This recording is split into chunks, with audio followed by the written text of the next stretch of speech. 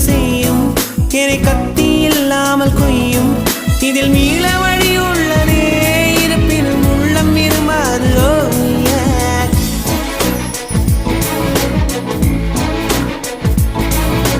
விழிகளின் அருகினில் வானம் வெகு தொலைவினில் தூக்கம் இது 5 புலன்களின் ஏக்கம் என் முதல் அனுபவம்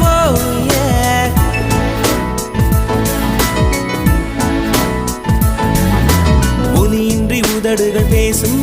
பெரும் புயலென வெளிவரும் சுவாசம் ஒரு சுவடின்றி